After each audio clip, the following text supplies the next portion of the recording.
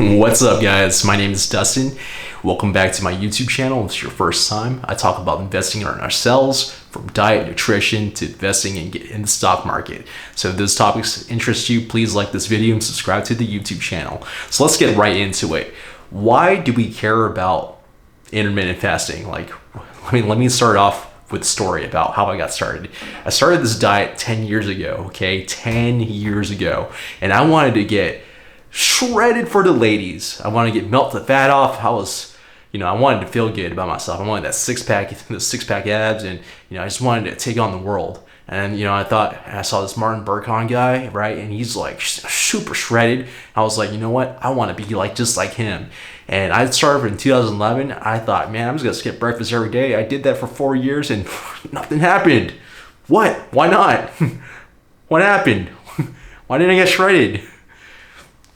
Until I found out, you still need to be very intentional about how you eat and planning out your days in advance of what you're gonna eat.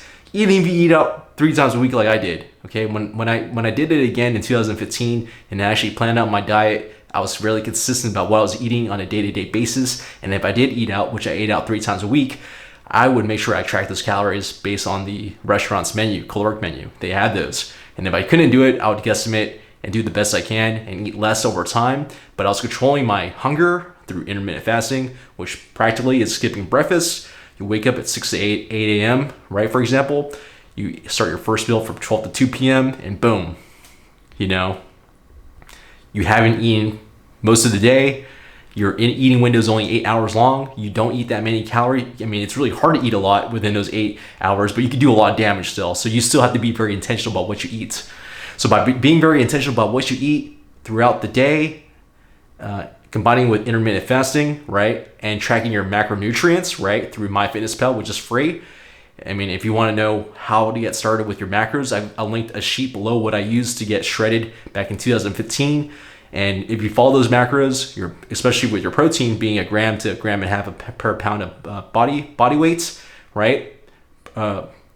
If you're 1 gram to 1.5 grams per pound of body weight, if you're able to do that, then you're on solid track. And if you're able to carb cycle, right, eat more carbs on the days you work out and eat less carbs on the days you don't work out, I mean, it's going to be really hard not to lose weight in the long run. So for me, for example, I'll give you an example. Right now, I'm back to my heavy fat ass self, right? I want to lose weight. So right now, on the days I work out, I eat 3,000 calories, roughly about 300 grams protein, 300 grams of carbs. I might eat less protein, maybe 275 to 300, and fat's around 70 grams fat. On the days I don't work out, right? On my off days, I eat around roughly about, again, 275 to 300 protein, around 50 to 70 carbs, and about 70 fat. So that's 2,000 calories. And if I do that the off days 4 times a week with a caloric deficit, that's about a caloric deficit around 4,000 calories, and I'll easily lose about 1 pound of body fat just from doing that. So very simple. You don't need to overcomplicate it. Make sure you lift heavy, and we'll talk again about how to train during intermittent fasting. But for now, that's all I got for you guys. Take care.